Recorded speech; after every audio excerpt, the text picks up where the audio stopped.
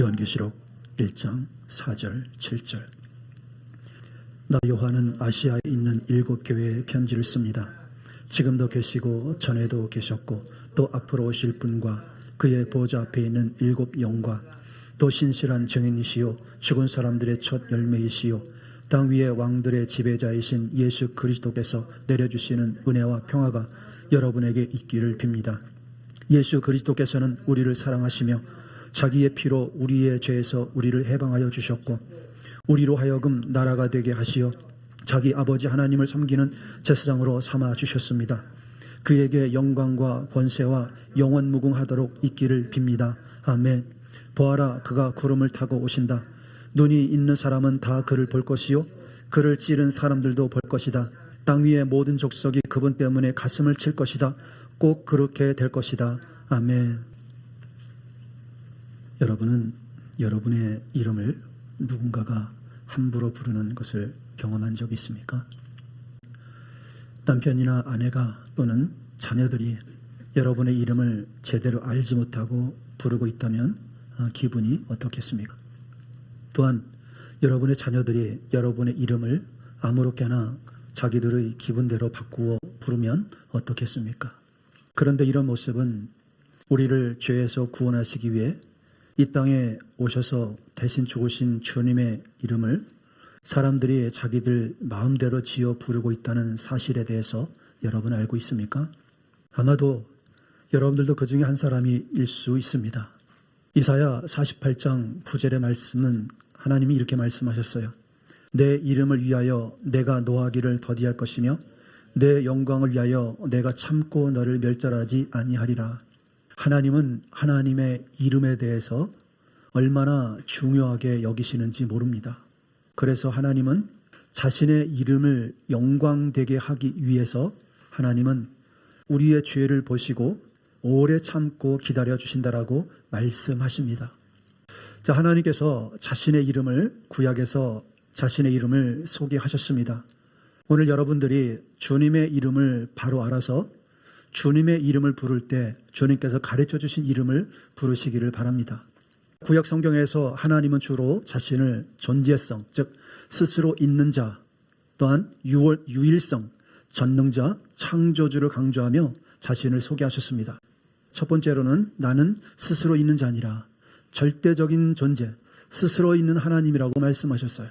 두 번째로는 나는 전능한 하나님이다라고 말씀하셨어요. 그리고 세 번째로 나는 처음이요 마지막이라, 영원하신 하나님에 대해서 말씀하셨습니다. 그래서 시간과 역사의 주관자이심을 선포할 때 사용하신 표현입니다. 이사야 44장 6절에 이스라엘의 왕이신 여호와, 이스라엘의 구원자이신 만군의 여호와가 이같이 말하노라. 나는 처음이요 나는 마지막이라, 나 외에는 다른 신이 없느니라. 네 번째로 나는 여호와라, 하나님의 고유한 이름을 가르쳐 주셨어요. 하나님은 자신의 이름을 여호와 야훼라고 밝히시며 영광을 우상에게 주지 않겠다고 말씀하셨습니다. 이사야 42장 8절에 나는 여호와니 이는 내 이름이라, 나는 내 영광을 다른 자에게 내 찬송을 우상에게 주지 아니하리라. 이처럼 하나님은 자신의 이름을 스스로 밝히셔서 이것이 나의 이름이라고 사람들에게 가르쳐 주셨습니다. 또 예수님께서 자신의 신성에 대해서 사람들 앞에서 또한 말씀하셨어요. 요한복음 8장 58절에는 예수님께서는 나는 무엇이다, 에고 에임이라고 했어요. 이것은 주님의 정체성이 무엇인지에 대해서 밝힌 거예요. 에고 에이미는 고대 헬라어 그리스어의 그 문구로 문자 그대로 해석하면 나는 무엇이다 또는 나는 스스로 존재한다라는 뜻을 가지고 있습니다. 그래서 에고 에임이라고 말하는 것은 다른 누군가가 아니라 바로 내가 구약의 그 존재의 여호와다라고 밝힌 것입니다. 구약의 배경에서 출애굽기 3장 14절의 말씀으로 보면 에고 에이미, 나는 무엇이다, 이 단어가 중요한 이유는 구약 성경에서 하나님의 이름과 연결되어 있기 때문입니다. 그래서 모세가 하나님의 이름을 물었을 때 나는 스스로 있는 자니라고 대답하셨습니다. 그래서 히브리어로 보면 에흐예, 아시에르, 에흐예, 이것을 야훼인데, 그래서 신약 성경에서 예수님께서 자신에 대한 말씀을 보면 특히 요한복음에서 예수님은 이 표현을 의도적으로 자주 사용하셨어요. 크게 두 가지 용법으로 사용하셨는데, 첫 번째로는 서술적 용법으로 자신의 이름을 말씀하셨어요. 7가지를 말씀하셨는데 나는 무엇이다라고 하셨어요. 뭐라고 말씀하셨습니까? 나는 생명의 떡이다. 나는 세상의 빛이다. 나는 양의 문이다. 나는 선한 목자다. 나는 부활이요 생명이다. 나는 길이요 진리요 생명이다. 나는 참 포도나무이다. 이렇게 예수님 자신에서 나는 무엇이다라고 서술적으로 표현하셨어요. 그러나 또한 예수님은 절대적 용법으로 직접적으로 자신에 대해서 말씀하셨어요. 이 여기에는 수식어를 붙여놓지 않고 에고 에이미, 나다, 내가 그니라 라고 말씀하신 경우입니다. 이는 당시 유대인들에게는 너무나 큰 충격이었어요. 요한복음 8장 58절에 보면 진실로 진실로 너에게 이르노니 아브라함이 나기 전부터 내가 있느니라.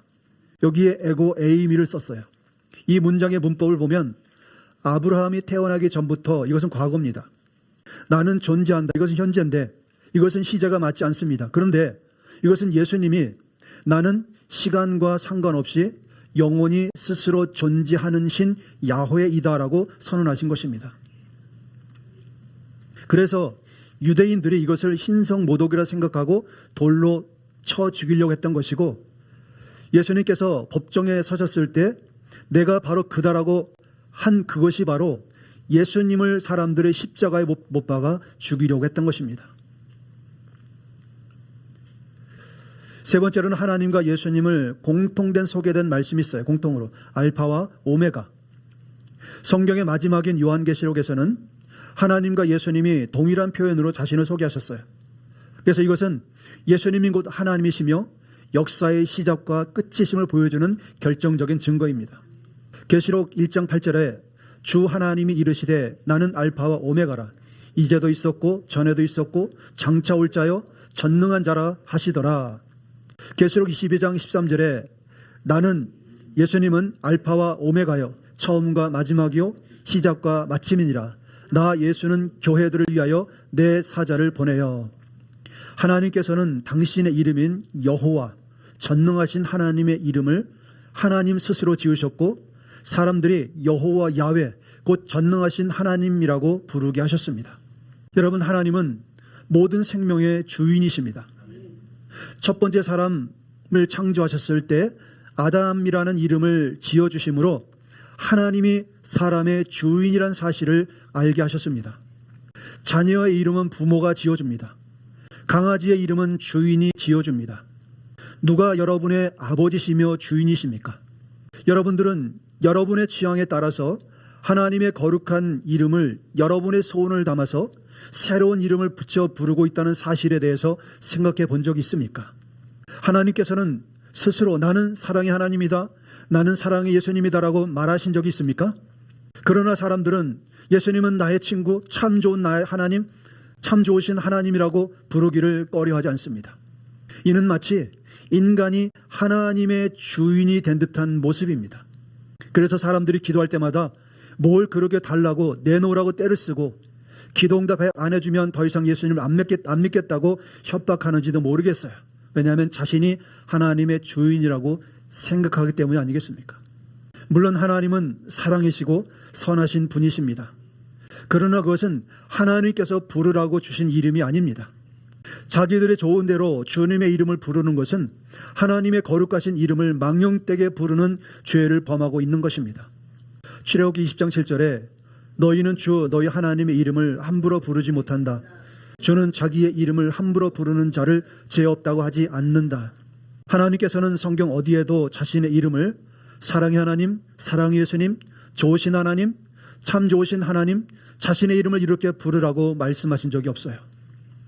그런데 어떻게 피조물인 인간이 창조주의 이름을 자기들의 마음대로 새로 이름을 붙여 부를 수 있겠습니까? 이런 모습은 돌과 나무를 깎아서 형상을 만들어 놓고 자기들의 소원을 담아서 신이라 이름을 붙여주고 그것을 숭배하는 세상의 종교에서나 있을 수 있는 일들입니다. 안타까운 것은 이러한 현상이 오늘날 교회 안에서 만연해 있다는 거예요. 참으로 두려운 일 아니겠습니까? 주님의 거룩하신 이름은 우리가 두렵고 떨리는 마음으로 불러야 할 거룩한 이름이십니다. 하나님께서 자신의 이름을 전능하시고 거룩하신 야훼라는 이름을 주셨어요. 이것은 우리가 경외하는 마음으로 불러야 될 주님의 거룩한 이름이에요. 예수님은 죽은 자 가운데서 부활하심으로 말미암아 모든 사람들의 주가 되셨습니다. 예수님은 우리의 주님이십니다. 또한 그분은 전능하시고 거룩하신 야훼 하나님이십니다. 그러므로 주님을 부를 때 사랑의 하나님, 사랑의 예수님이라고 부르지 마십시오. 이것은 주님께서 듣기를 원하시는 이름이 아니에요. 이것은 주님의 이름을 망령되게 함부로 부르는 죄를 범하는 것입니다. 주님의 이름은 전능하시고 거룩하신 여호와 야훼 하나님이십니다. 그분은 창조주 하나님이십니다. 여러분이 하나님의 이름을 어떻게 부르냐에 따라서 여러분의 태도가 하나님 앞에서 달라지게 되는 거예요. 하나님의 이름을 경외함으로 말미암아 거룩하신 하나님, 전능하신 야훼 하나님, 창조주 하나님이라고 부를 때와 사랑의 예수님, 사랑의 하나님, 참 좋으신 하나님이라고 부를 때와의 그 하나님 앞에서 태도는 분명하게 달라져요. 하나님은 하나님을 경외하라고 말씀하셨어요. 하나님 앞에 두렵고 떨림으로 서라고 말씀하셨어요. 하나님은 우리에게 한 번도, 예수님께서도 나는 너의 사랑의 하나님이다, 나는 너의 사랑의 예수님이다라고 말씀하신 적이 없어요. 그러나 오늘날 교회들은 어떻습니까? 사랑의 하나님, 사랑의 예수님, 좋으신 하나님, 좋으신 예수님, 친구 같은 예수님, 거기에 하나님에 대한 경외하심이 있겠습니까? 자, 이렇게 인본주의로 충만한 오늘날 교회의 현실을 보면 어떻습니까? 초보적 교리를 벗어나지 못하고 있어요. 히브리서 6장 1절 2절에 그러므로 우리는 그리스도 교회의 초보적 교리를 제쳐놓고서 성숙한 경지로 나아갑시다. 죽은 행실에서 벗어나는 회개와 하나님께 대한 믿음과 침례에 관한 가르침과 안수와 죽은 사람의 부활과 영원한 심판과 관련해서 또다시 기초를 놓는 일이 없어야 하겠습니다. 믿음이 1년 된 사람이나 10년, 30년 된 사람들 할 것 없이 이 초보적 교리에서 벗어나지 못하고 성숙한 경지로 나가지 못하고 있습니다. 초보적 교리에 머물러 있는 교인들은 믿음이 그리스도의 장성한 분량에까지 자라도록 앞으로 나가지 못하고 늘 기초에서만 맴돌고 있다는 것입니다.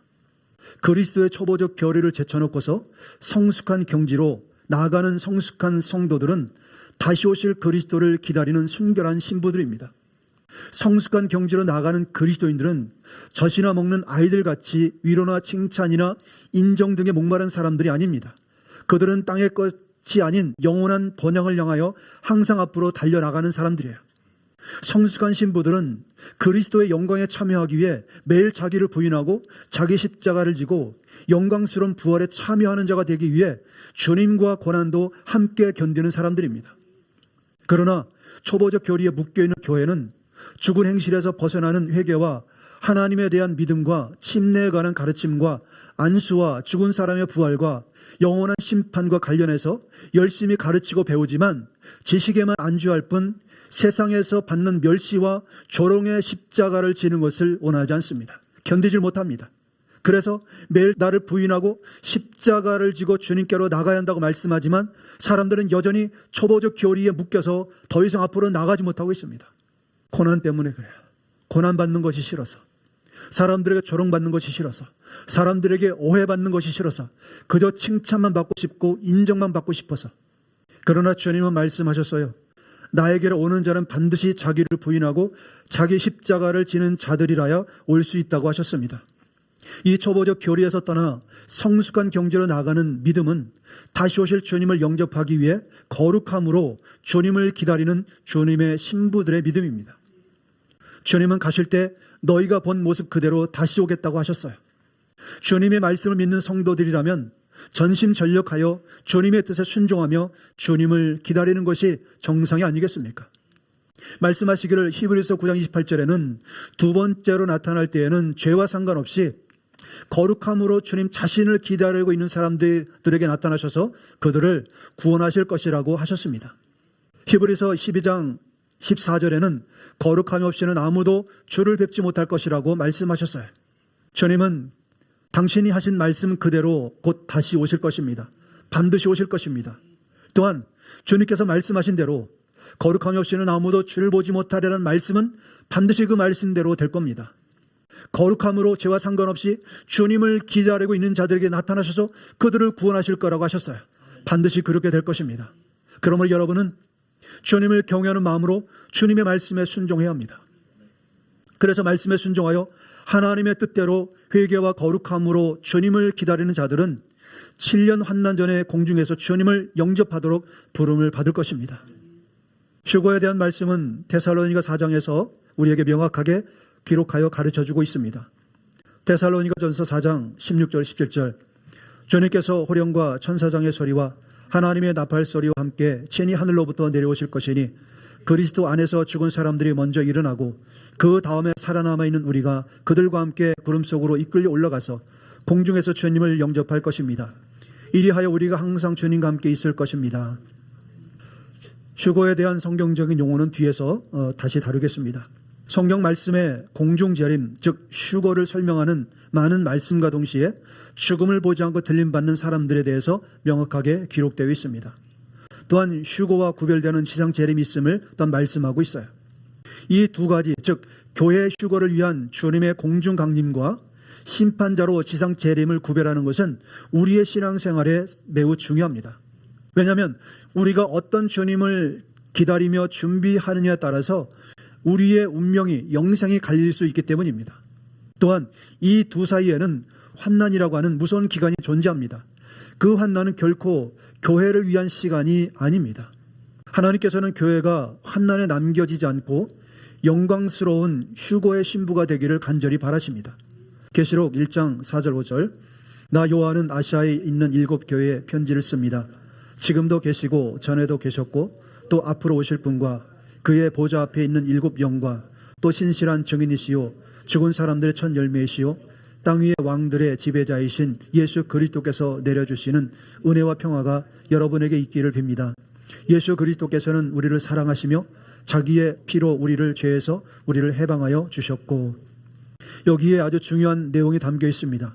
지금도 계시고 전에도 계셨고 또 앞으로 오실 분과, 자, 사도 요한이 본 주님께서는 다시 오실 것을 준비하고 계시는 주님을 배웠다고 했습니다. 땅 위의 왕들의 지배자이신 예수 그리스도, 두 번째로 오시는 주님은 종이 아닌 왕권과 통치권을 가지고 죄인들과 배도하는 자들을 심판하기 위해서 오신다는 것입니다.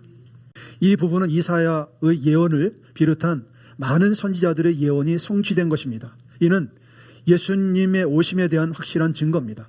2절 3절 요한은 하나님의 말씀과 예수 그리스도의 증언 곧 자기가 본 것을 다 증언하였습니다. 이 예언의 말씀을 읽는 사람과 듣는 사람과 그 안에 기록되어 있는 것을 지키는 사람들은 복이 있습니다. 그때가 가까이 왔기 때문입니다. 이 계시의 말씀을 듣고 지키는 사람은 복이 있다고 했습니다. 왜냐하면 주님의 다시 오실 때가 가까웠기 때문입니다. 생각해 보십시오. 이 말씀이 기록되고 교회에게 전해진 이후 2000년이 훨씬 지났습니다. 그러면 주님의 날이 얼마나 가까웠는지를 우리가 가늠할 수 있지 않겠습니까? 주님께서 사도 요한에게 환상으로 자신을 나타내신 것은 자신의 핏값으로 사신 교회들을 너무나 사랑하시기 때문입니다. 사랑하시는 교회가 환난을 준비할 수 있도록 준비하라고 종들을 보내서 전하고 있는 것입니다. 준비하셔야 합니다. 그러면 하나님의 자녀들이 누릴 영광이 무엇입니까? 첫째, 부활에 참여하는 자들에게 영광스러운 상급이 있다고 했습니다. 6절에 우리로 하여금 나라가 되게 하시어 자기 아버지 하나님을 섬기는 제사장으로 삼아 주셨습니다. 그에게 영광과 권세가 영원무궁하도록 있기를 빕니다. 아멘. 주님께서 첫째 부활인 휴거에 참여하는 모든 사람을 구속하실 뿐만 아니라 우리로 하여금 나라가 되게 하시고 자기 아버지 하나님을 섬기는 제사장으로 삼아 주셨다라고 말씀하십니다. 하나님을 섬기는 제사장은 주님을 언제나 가까이서 뵐 수 있는 사람을 말합니다. 그래서 첫째 부활에 참여하는 그들에게 이 놀라운 직분을 주신다는 겁니다. 그들은 영원히 주님과 함께 있을 것이라고 말씀하는 것입니다. 그러므로 지금 우리는 인내가 필요할 때입니다. 우리가 살든지 죽든지 먹든지 마시든지 무엇을 하든지 오직 하나님의 영광을 위해 살아야 하기 때문입니다. 로마서 14장 7절 9절 우리 중에 누구든지 자기를 위하여 사는 자가 없고 자기를 위하여 죽는 자도 없도다. 우리가 살아도 주를 위하여 살고 죽어도 주를 위하여 죽나니 그러므로 사나 죽으나 우리가 주의 것이로다. 이를 위하여 그리스도께서 죽으셨다가 다시 살아나셨으니 곧 죽은 자와 산 자의 주가 되려 하심이니라. 우리는 모두 그리스도의 피값으로 하나님께 팔려진 주님의 소유된 백성들입니다. 이러한 사실을 알면서도 내 인생은 나의 것이라고 나는 내 마음대로 할 수 있는 자유가 있다고 말하겠습니까? 이를 위하여 그리스도께서 죽었다가 다시 살아나셨으니 곧 죽은 자와 산 자의 주가 되려 하심이니라. 예수님은 우리의 주인이십니다. 주님이십니다. 내 인생은 나의 것이라고 하는 것은 예수 그리스도가 주가 되심을 부정하는 사람과 같은 것입니다. 예수님은 진짜 여러분에게 주인이십니까? 그렇다면 여러분은 영광스러운 부활에도 함께 참여하고 하나님 아버지의 유업을 함께 나누어 받을 자가 될 것입니다. 할렐루야. 두 번째로 하나님의 자녀들이 영원히 누릴 영광이 무엇입니까? 첫째, 부활에 참여한 자와 휴거된 성도들이 주님과 함께 세상으로 내려와서 천년 왕국을 주님과 함께 세상 나라를 다스릴 것입니다. 계시록 1장 6절에 우리로 하여금 나라가 되게 하시어 자기 아버지 하나님을 섬기는 제상으로 삼아 주셨습니다. 그에게 영광과 권세가 영원 무궁하도록 있기를 빕니다. 아멘. 여기에서 나라가 되게 하시어는 우리를 왕이 되게 하셨다는 뜻입니다. 계시록 5장 10절에 그들로 하여금 하나님 앞에서 나라와 제상으로 삼으셨으니 그들이 땅에서 왕노릇 하리로다 하더라. 왕과 제상이라는 두 가지 직분과 두 가지 기름 부으심을 약속하신 것입니다. 첫째, 부활인 휴거에 참여하는 사람들은 하나님을 섬기는 제상이면서 천년 왕국 시대에 주님과 함께 지구를 다스리는 왕이 될 것이라는 겁니다. 이것은 우리에게 놀라운 주님의 약속입니다. 주님께서는 첫째 부활에 참여하는 자들, 즉 순종하는 의로운 자들을 주님의 영원한 나라에 합류하도록 공개적으로 초청하신 것입니다. 여러분이 천국에 들어가게 되면 면류관을 받고 그리스도와 함께 통치가 될 것이며 주님을 섬기기 위한 제상의 직분도 받게 된다는 것입니다. 이것이 주님의 말씀입니다. 그러나 주님의 나타나심은 공중 강림과 지상 재림이 있습니다. 계시록 1장 7절에 보아라, 그가 구름을 타고 오신다. 눈 있는 사람은 다 그를 볼 것이요 그를 찌른 사람들도 볼 것이다. 땅 위의 모든 족속이 그분 때문에 가슴을 칠 것이다. 꼭 그렇게 될 것이다. 아멘. 꼭 그렇게 될 것이다 라고 말씀하셨어요. 여기에서 메시아의 지상 재림에 대해서 말씀하고 있습니다. 휴거에 대한 말씀으로는 주님께서는 도적같이 오심에 대해서 말씀하셨어요. 이것은 신실한 성도들을 데려가기 위해서, 즉 신부들을 데려가기 위해서 공중에 오시는 것입니다. 휴거는 인류 역사의 가장 끔찍한 전쟁의 현장이 될 이 땅에서 교회를 구출하여 영광의 나라로 데려가시는 사건입니다. 이전에도 없었고 이후에도 없을 진려 환난은 교회 휴거 후에 닥쳐올 환난과 대환난을 의미합니다. 주님의 지상 재림은 두 단계로 이루어집니다. 첫 번째, 교회 휴거를 위한 공중 강림입니다. 이때 주님은 도적같이 오십니다. 그날과 그 시간에 대해서는 아무도 모릅니다. 도적같이 오신다는 것은 모든 사람이 볼 수 있는 것이 아니라는 뜻입니다. 주님께서 부활하셨을 때를 생각해 보십시오. 무덤에서 나오신 주님은 오직 자신이 친구라고 부르는 사람들, 즉 주님을 진실하게 따르고 사랑했던 제자들에게만 보이셨습니다. 대적들에게는 자신의 모습을 보이지 않으셨습니다. 교회 휴거 때도 이와 같을 것입니다. 메시아께서 환난 전에 다시 오실 때 주님께서는 공중으로 오십니다. 승리의 왕으로 오시는 그 영광스러운 모습은 오직 주님의 친구들만을 부르기 위한 것입니다. 주님의 신부들을 부르기 위한 것입니다. 공중에서 부르실 때 교회가 휴거되어서 그때 위로 올라가게 됩니다. 그러나 세상에 남아있는 사람들은 아무도 공중에 강림하시는 주님을 뵐 수는 없습니다. 이날 공중으로 데려감을 당하는 성도들은 학수고대하며 거룩한 모습으로 주님을 기다리는 성도들, 신부들인 것입니다. 반면에 요한계시록 1장 7절에서 설명하는 재림은 전혀 다른 형태, 두 번째 재림, 즉 지상 재림을 말합니다. 그래서 볼지어다 그가 구름을 타고 오시리라 각 사람이 눈이 그를 보겠고, 이것은 휴거 후에 남아있는 이 땅의 모든 사람들을 말합니다. 이 차이점이 보이십니까? 여기서 각 사람의 눈이 본다고 했습니다. 심지어 그를 찌른 자들도 볼 것이라고 말했습니다. 즉 이 재림에서는 그리스도의 대적들도 주님 오심을 보게 됩니다. 땅에 있는 모든 족속들이 그로 말미암아 애곡하리라고 했습니다. 이는 극단적으로 중요한 차이입니다. 요한계시록 1장 7절의 상황은 데살로니가전서 4장에서나 요한계시록 3장 10절의 상황과는 완전히 다릅니다. 우리는 이 차이를 명확하게 하기 위해서 다니엘서 7장 13절 14절을 볼 수 있어요. 함께 읽습니다. 내가 밤에 이런 환상을 보고 있을 때 인자 같은 이가 오는데 하늘 구름을 타고 와서 옛적부터 계신 분에게로 나아가 그 앞에 섰다. 옛적부터 계신 분이 그에게 권세와 영광과 나라를 주셔서 민족과 언어가 다른 무백성이 그를 경배하게 하셨다. 그 권세는 영원한 권세여서 옮겨가지 않을 것이며 그 나라가 멸망하지 않을 것이다.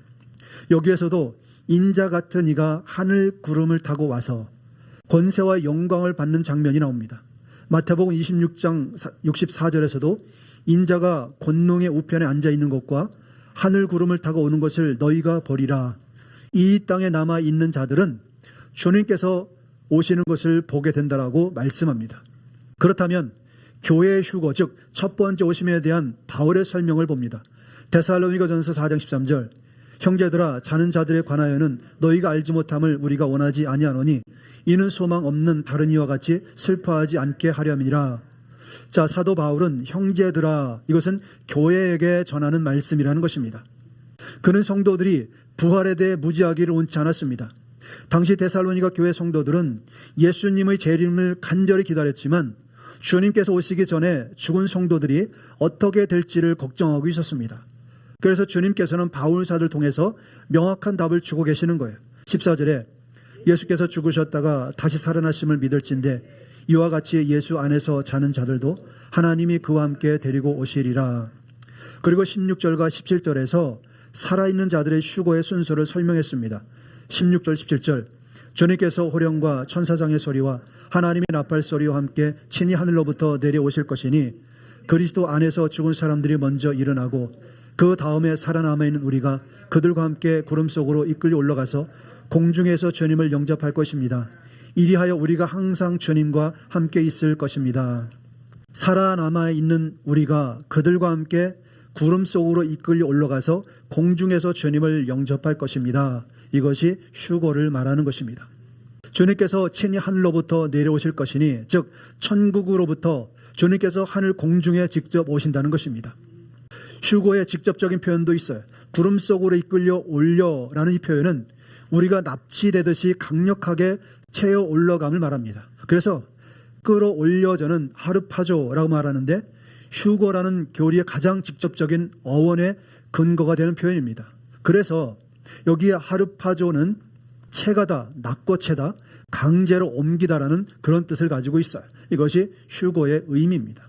휴거의 상징적인 표현, 묘사된 말씀을 한번 보겠습니다. 첫 번째로는 도적같이 임합니다. 데살로니가전서 5장 2절과 마태복음 24장 42절 44절 주의 날이 밤에 도적같이 이를 줄을 너희 자신이 자세히 알기 때문이라. 그러므로 깨어 있어라. 어느 날에 너희가 주가 임할지 너희가 알지 못함이니라. 이러므로 너희도 준비하고 있으라. 생각하지 않은 때에 인자가 오리라. 자, 예고 없이 갑작스럽게 사건이 일어나는 것을 상징했습니다. 준비되지 않은 자들에게는 뜻밖의 시간, 즉 예측 불가능한 시점에서 발생된다는 의미를 담고 있어요. 그래서 생각하지 않을 때 인자가 오리라. 휴거가 일어나는 그날에도 사람들은 일상적인 삶이 이어지고 있는 어느 순간에 일어난다는 것입니다. 그러므로 항상 깨어서 준비하고 있어야 한다는 것입니다. 그날과 그 시간을 알 수 없기 때문입니다. 두 번째로는 데려감을 당하는 것입니다. 마태복음 24장 40절 41절에 그때 두 사람이 밭에 있음에 한 사람을 데려가고 한 사람은 버려둠을 당할 것이요 두 여자가 맷돌질을 하고 있음에 한 사람은 데려가고 한 사람은 버려둠을 당할 것이니라. 일상적인 생활을 하던 중에 특정 대상만이 선택되어 옮겨지는 상황을 묘사했어요. 이는 알곡과 가라지를 구분하듯 구원받은 자와 남겨진 자가 구별되는 순간을 우리에게 말씀하고 있는 것입니다. 세 번째로는 순식간에 변화되는 사건입니다. 순식간에 일어나는 사건입니다. 고린도전서 15장 51절 52절에 보라 내가 너희에게 비밀을 말하노니 우리가 다 잠잘 것이 아니요 마지막 나팔에 순식간에 호련히 다 변화되리니 나팔 소리가 나매 죽은 자들이 썩지 아니할 것으로 다시 살아나고 우리도 변화되리라. 자, 휴거는 단순히 장소 이동뿐만 아니라 인간의 육체가 천국에 적합한 신령한 부활체로 변화되는 과정을 포함하고 있습니다. 예수님께서는 너희가 나와 같은 몸을 입을 것이라고 말씀하셨습니다. 히브리서 9장 28절에는 두 번째로는 죄와 상관없이 자기를 기다리고 있는 사람들에게 나타나셔서 구원하실 것입니다. 주님께서 두 번째로 오실 때 죄인을 구원하기 위해 오시지 않는다는 것입니다. 오직 거룩함으로 주님을 기다리는 성도들을 구원하기 위해서 오실 것이라는 것입니다. 그들은 주님과 같은 영광스러운 몸으로 변화하여 공중에서 주님과 연합하게 될 것입니다. 그리하여 우리가 항상 주님과 함께 있으리라는 이 약속은 우리가 이 땅에서 거룩한 삶을 살게 하는 강력한 동기부여가 되는 것입니다. 그래서 데살로니가전서 4장 18절에서 그러므로 이러한 말로 서로 위로하라.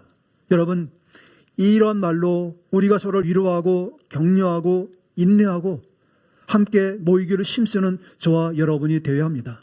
우리가 예수님을 믿는 목적이 무엇입니까? 무엇 때문에 저와 여러분이 이 자리에 와 있습니까?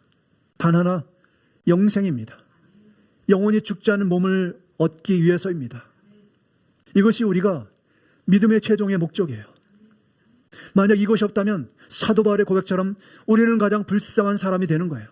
메시아께서 환난 전에 거룩한 성도들을 데려가신다는 소식은 세상의 박해와 환난을 견디게 하는 최고의 위로입니다.